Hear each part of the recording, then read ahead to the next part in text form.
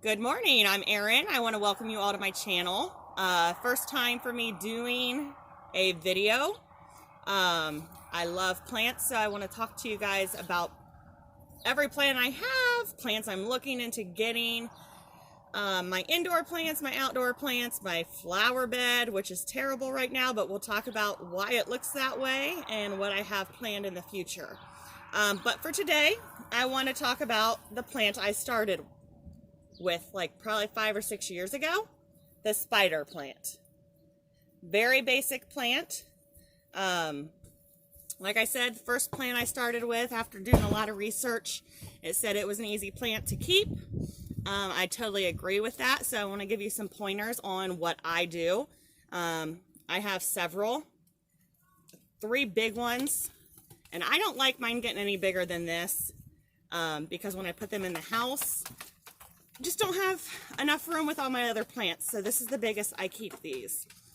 Here is one I took off a couple months ago, one of the babies that I started. And today I have some repotting that I need to do, which, as you can see, I got some roots coming out. This is how I know I need to repot my plants. I always hear people ask, when do I repot my plants? I wait until I see roots. That's my personal preference. Not all of mine need repotted. This one clearly does. I actually just repotted these in May, right before I set them outside. This one right here, it's starting to show some roots, so it will get repotted. Now, I did tell you I don't like these to be in bigger pots, and I don't. So what I will do, I will grab this whole plant right here, and slowly, well, this one's not lifting. Normally these will lift out, but I just watered them the other day. Normally you can just grab it right here at the base and gently pull. And if it's dry, if the dirt is dry, the whole thing will lift out. And then I will just put some dirt in the bottom of the pot and set this right back in there. Because the plant is doing well. If I had issues with the plant, then I would do a full repot. But clearly, we got babies. We're doing very, very well. Another thing I hear people say is, do I cut the tips off? I do have some brown on my tips. Not terrible. To me, it's not a big deal. So something this small, I don't cut.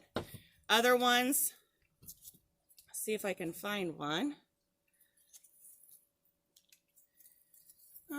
Like if it's a really bad leaf at the end, here we go. This right here, I will just take my scissors and give it a little haircut. Personally, the little brown tips don't bother me whatsoever. I also have people ask, what are these shoots? Because as you can see, it only has flowers on it. These shoots do not cut if you want babies. These are all going to turn into baby spiders. If you don't want more spiders, simply go into the base and cut that stem off. You don't have to have babies. Now, talk about when I replant my baby, or when I cut my babies off. So, see all those roots on this baby? To me, that's time for it to be potted. So today, this one is getting potted. I am going to cut right here at the base of this stem, and I'm going to cut that off. And try to go down as far as you can. So here's my babies, here's my stem. There are actually 2 babies on this plant, and they both have, let's see, they both have amazing roots. So I am going to cut right here in the middle, and I will have 2 plants.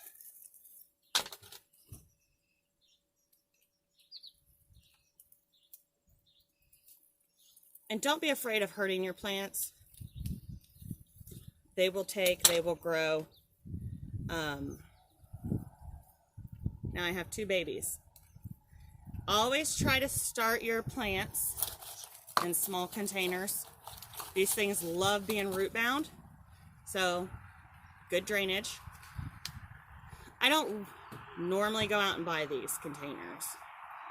Anytime I get a new plant or my family gets plants for their vegetable garden, they keep their containers and they give them to me.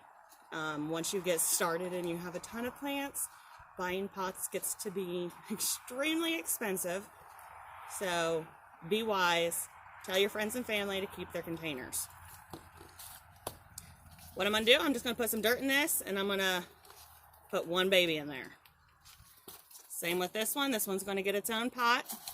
It's going to get some dirt, and it's going to go right in there. So that is my regular spiders. And like I said, these are going to get repotted. I'm just going to pull them out when my dirt dries, put some dirt in the bottom, put them back in the container. Now these plants, like I said, I've had for 5 or so years, can be divided. You know, you divide your flowers in your regular garden outside. You can do the same thing to these. Take it out, you'll see these big ribosomes. They don't have regular roots. I have split with a knife these things right in half and have gotten 2 new plants. Don't be afraid. Now my newest plant is the curly. This one I've actually burnt in the sun a while back, so he's not the prettiest green. He does have drainage holes. All my plants will have drainage holes.